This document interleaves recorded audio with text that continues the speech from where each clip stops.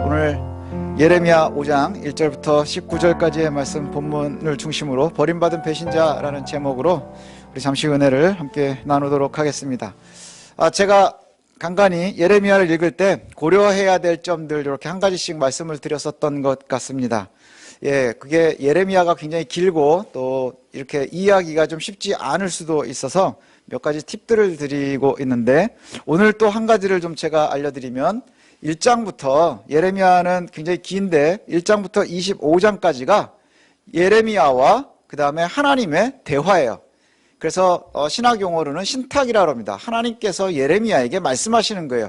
그리고 거기에 대해서 간간히 예레미야가 하소연도 하고 맞장구도 치고 뭐 이러는 장면입니다. 그러니까 쉽게 얘기하면, 우리 좀 속된 표현으로 하면, 하나님과 예레미야가 유다와 예루살렘의 반역을 놓고요, 서로 담화하는 겁니다. 그래서 1장부터 25장까지를 읽으면서 조금 수월하게 읽으시는 방법, 재미있게 읽으시는 방법은 어느 게 하나님의 대사고 어느 게 예레미야의 대사인지를 표시를 해가면서 읽으시면 조금 수월합니다.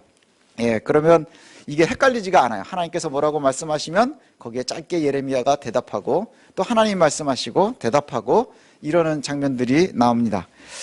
오늘 본문으로 이제 시작을 하면요, 여호와께서 예레미야에게 말씀하시기를 뭐라고 말씀을 하시느냐 하면 1절에 예루살렘을 다니면서 의인을 찾아봐라. 하나님 앞에서 정직한 사람을 한번 찾아봐라.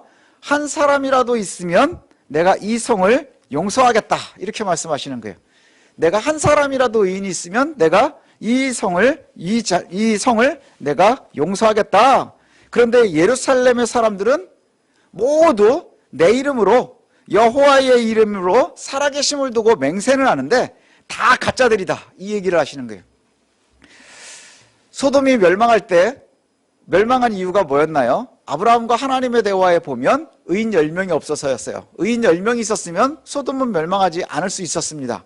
그러나 그 소돔은 하나님을 알지 못하는 곳이었어요. 그런데 이 예루살렘은 하나님의 도성이라고 불리는 곳이거든요. 하나님의 성전이 있고 하나님의 언약의 법궤가 있고, 그러한 곳에 의인이 한 명이 없다는 거예요. 한 명도 없다는 것은 어떤 의미일까요? 철저하게 그들의 모습이 거짓이라는 거예요. 모든 사람이 하나님의 이름으로 맹세를 하고요, 모든 사람이 하나님의 전에 가서 제사를 드리고요, 모든 사람들이 나는 선택된 선민이라고 얘기하는 곳이 바로 예루살렘인데, 그 안에 의인이 한 명이 없다. 얼마나 두려운 이야기인지 몰라요. 그리스도인들이 많다, 기독교인이 많다, 인구조사를 해보니까 이만큼이다. 아무도 자신할 수 없는 이유가 바로 여기에 나온다는 것이죠. 예루살렘의 도성에 하나님의 이름을 두고 장소를 거룩하게 구별해놨었던 그 성읍에 의인이 한 명도 없었다. 이렇게 말씀하신다는 거예요. 철저하게 거짓이었다는 것이죠. 철저하게 거짓이었다는 거예요. 얼마나 거짓이었는지를 하나님과 예레미야가 함께 대답하는데, 예레미야가 한탄하면서 이렇게 이야기를 합니다. 두 부류를 나누는데, 첫 번째는 지도자와 그의 백성들을 이야기합니다. 뭐라고 얘기하느냐 하면, 예레미야가 예루살렘 사람들은 여호와께 매를 맞고 있는데도 아픈 줄을 몰라요. 벌을 받고 있어도 벌 받고 있는지를 몰라요.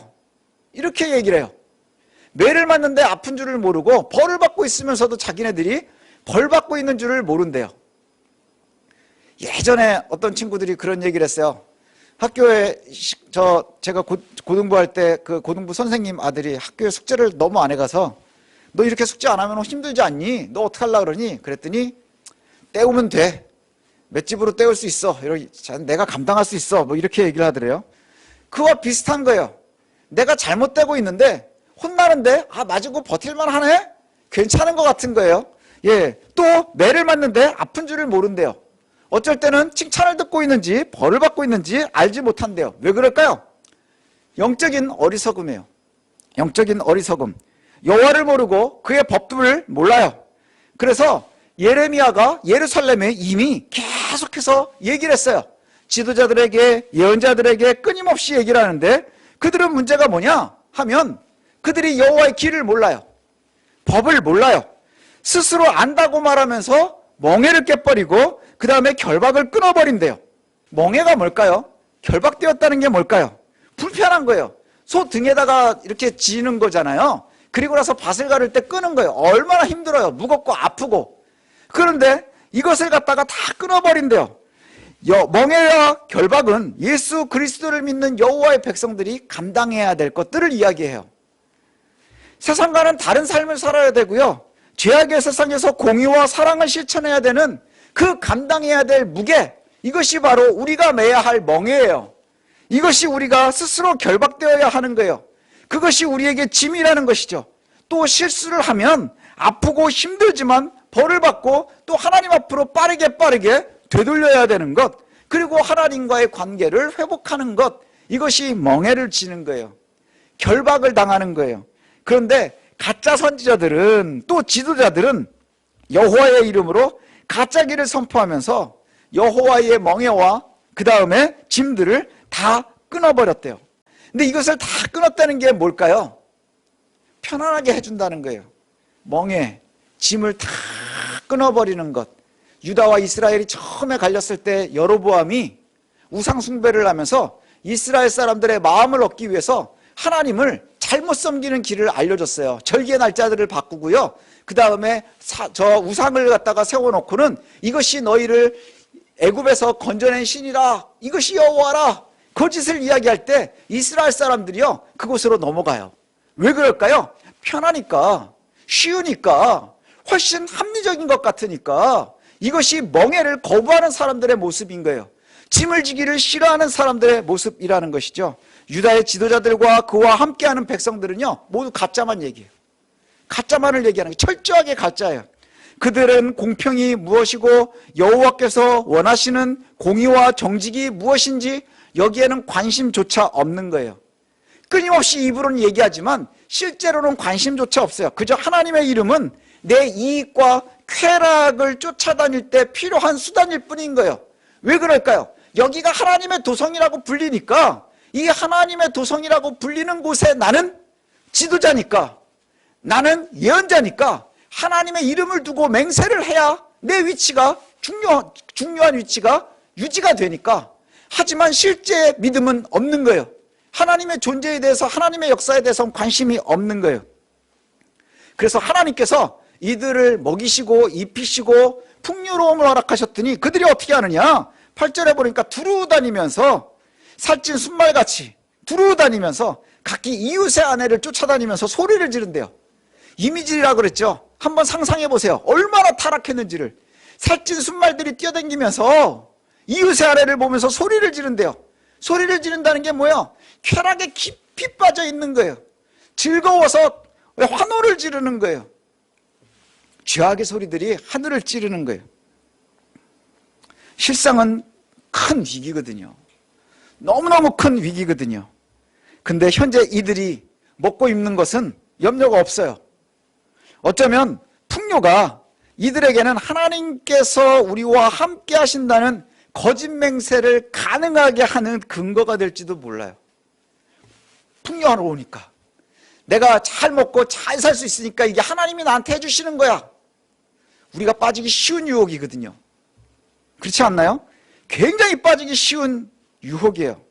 그래서 여호와의 뜻에는 관심이 없고 정말 무지해서 잘 모르고 어기고 있지만, 아무렇게나 내가 살고 있고 하나님의 입술로만 얘기하고, 그리고 내가 믿지 않고 살고 있음에도 불구하고 내가 풍요롭게 살아요.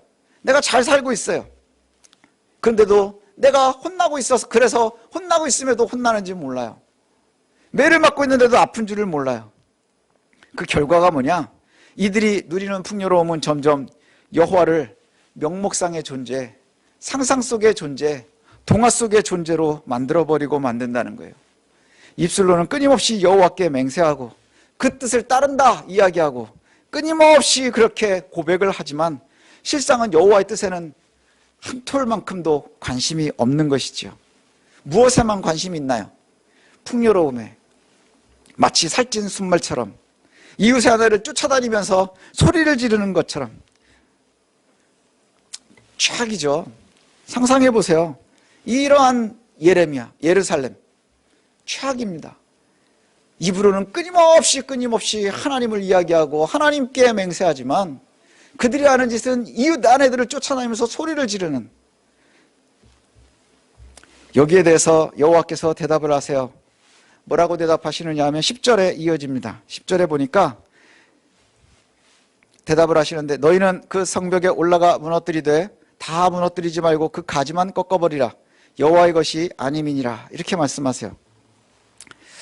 이 성벽이 우리가 가지고 있는 이 개역개정에는 성벽으로 되어 있는데 포도밭으로 번역이 됩니다. 포도밭.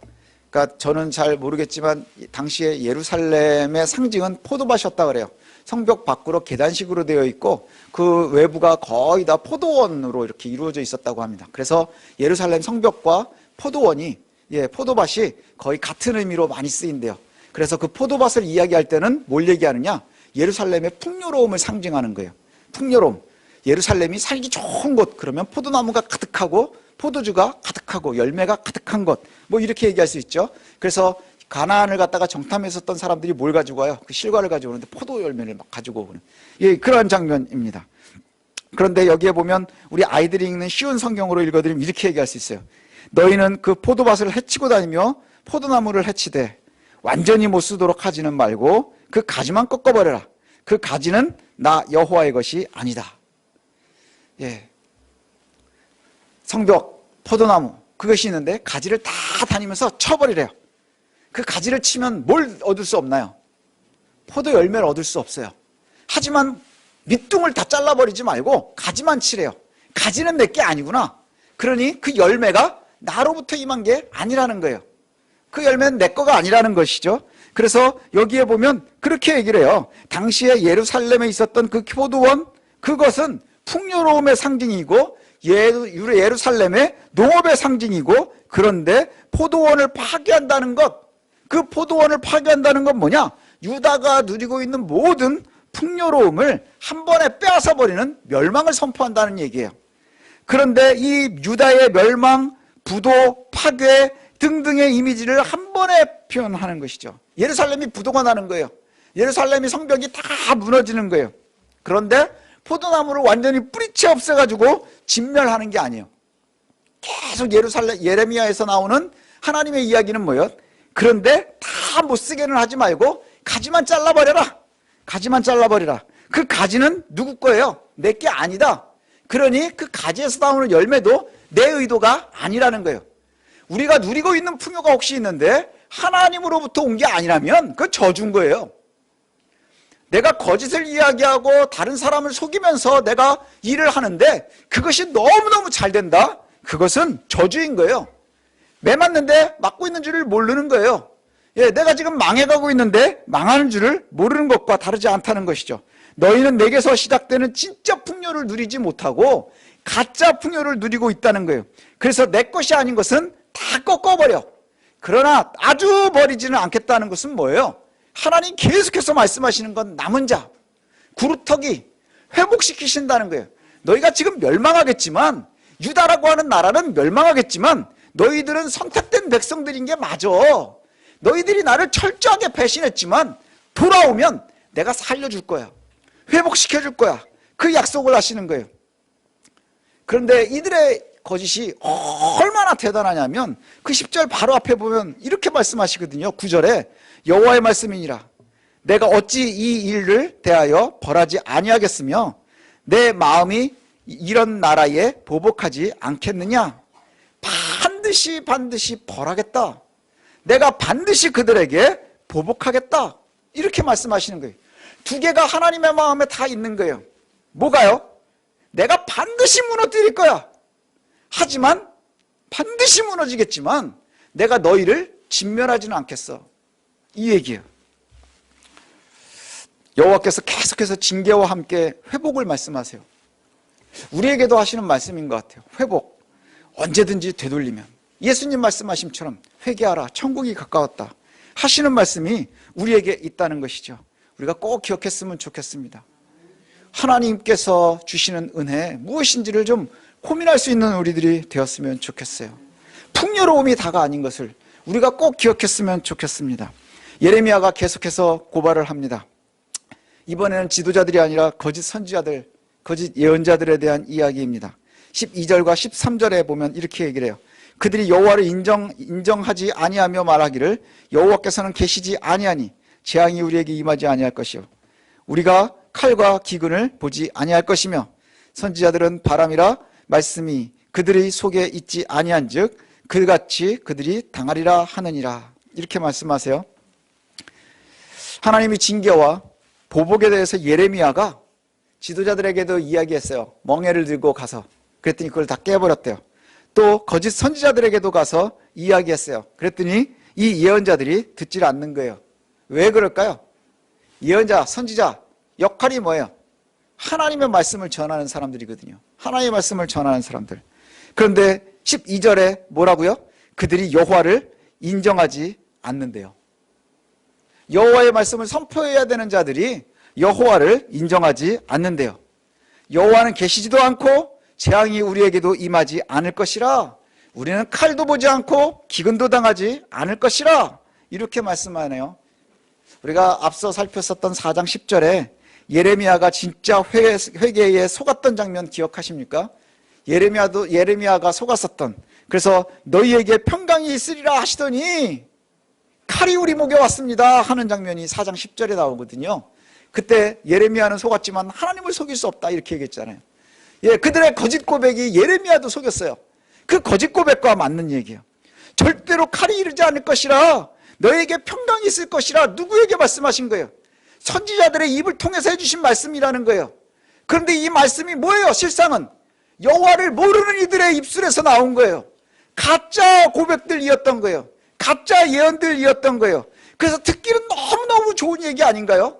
멸망을 이야기하는 사람과 평화를 이야기하는 사람, 누구의 이야기가 우리가 듣기 좋을까요?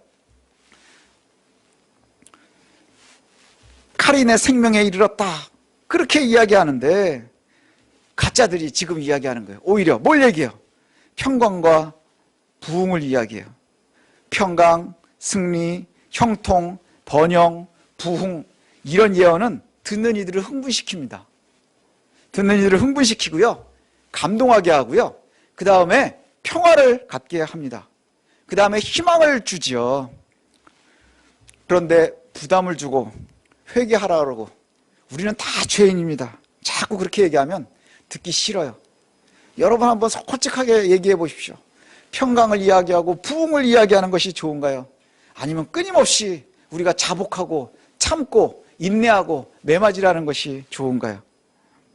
사람들은 내가 듣기 좋은 거에 잘 속아요. 얼마 전에 보니까 그런 이야기도 나오죠. 요즘에 가짜뉴스, 페이크 뉴스가 굉장히 많아서 이것 때문에 말이 많잖아요. 구분하는 방법 중에 하나가 그거래요. 내가 듣고 싶어하는 이야기를 잘 전해줄 때 조심하라. 듣고 싶은 말을 할 때 조심하라. 여기도 마찬가지인 것 같아요. 교회에서 말씀을 듣고 그 다음에 하나님의 말씀을 듣는 이들은 잘 듣고 싶어하는 이야기가 뭘까요?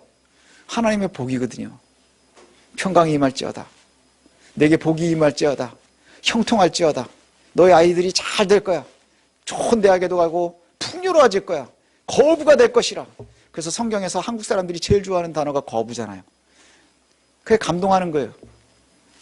그런데 그렇지 않다는 것이죠. 그 가짜 형통은 우리를 죽이는 거예요. 가짜는 그저 좋은 말을 할 뿐이라는 것이요. 소외되고 초라한 예레미야의 선포입니다. 공유와 멸망에 대한 선포, 그리고 회개하라는 마음을 긁는 설교, 이거 하고요. 화려한 의복을 입고 아주 화려한 예루살렘 성전을 배경으로 절대 멸망하지 않을 것이다. 너희는 형통만 있을 것이라 이야기하는 설교. 무엇이 우리의 감동하게 할까요? 한번 상상을 해보세요. 아주 초라한 예레미야가 나타나서 끊임없이 회개하라. 너희는 이제 멸망당할 거지만 그래도 회개하면 하나님이 다시 회복시켜 줄 거야.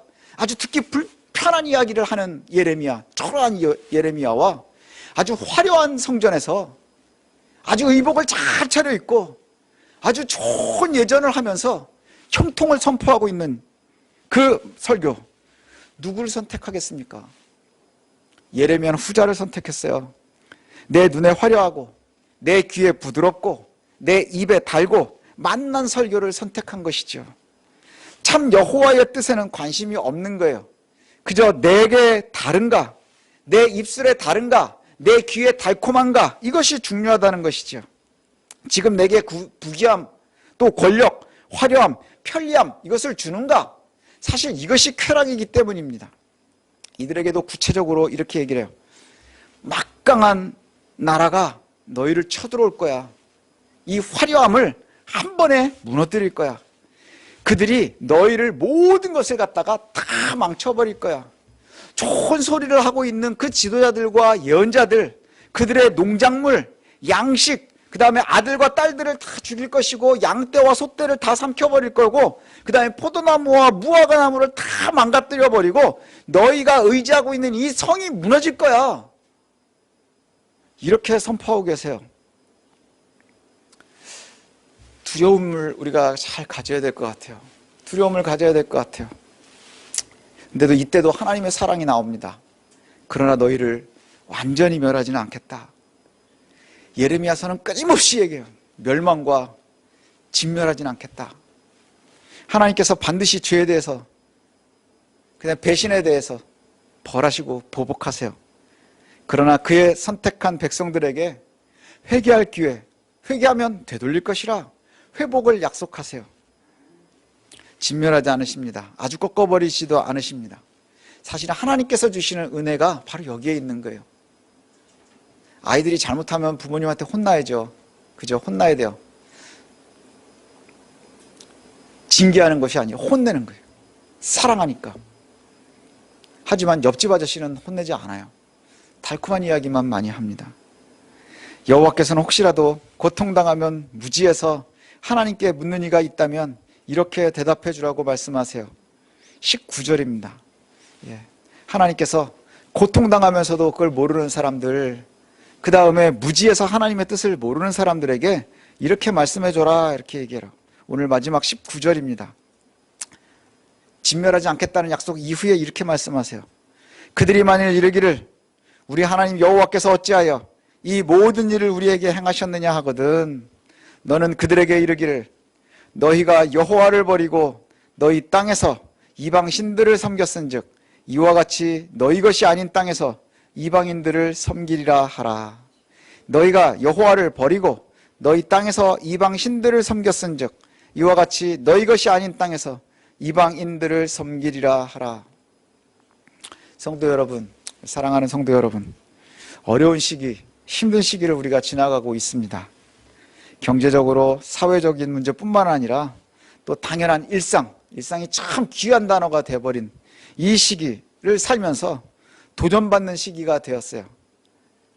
도전받는 시기입니다. 뉴스 인터넷에 이렇게 보면 정말 10개 중에 1개는 교회 관련 뉴스인 것 같아요. 교회와 성도들도 수많은 이제 선택을 해야 되는, 수많은 선택지를 놓고 선택을 해야 됩니다. 그런데 이 선택의 결과는 우리가 책임져야 한다는 것이죠. 유다와 예루살렘은 자기들의 귀에 좋은 것, 내가 편안한 것, 내 쾌락, 이것을 따라가면서 그 선택을 했어요. 그 결과는 뭔가요? 멸망이에요. 하나님께서 벌 주시겠다는 거예요. 반드시 벌 주시겠다는 것이죠. 우리도 선택을 해야 합니다. 저와 여러분들도 이 어려운 시기일수록 아주 중요한 선택들을 해야 되는 거예요. 우리 교회와 우리 성도들도 선택을 해야 됩니다. 그런데 이 선택이 결과물이 믿음의 결과물이었으면 좋겠어요. 믿음의 결과물이었으면 좋겠어요. 앞으로 점점 참 성도의 삶을 살기 위해서는 화려함을 버려야 되는 시기가 되어가는 것 같습니다. 강력한 지도자나 권력자의 모습보다는 오히려 초라하고 천대받고 손가락질 당하고 무시당하는 예레미야의 모습이 될 가능성이 더 커지는 것 같아요. 그러나 우리가 선택해야 합니다. 반드시 선택해야 됩니다. 화려하고 강력한 거짓과 초라하고 천대받는 진실, 그 사이에서 우리는 반드시 선택해야 한다는 것이죠. 여러분, 우리의 인생은 참 선택의 연속인 것 같아요. 그죠? 선택의 연속인 것 같아요. 근데 그 선택을 할 때 기준이, 저와 여러분이 순간순간 만나는 우리의 삶의 선택의 기준이 화려함이나 풍요로움이 아니라 참된 공의와 진리의 하나님의 뜻이 되었으면 좋겠습니다.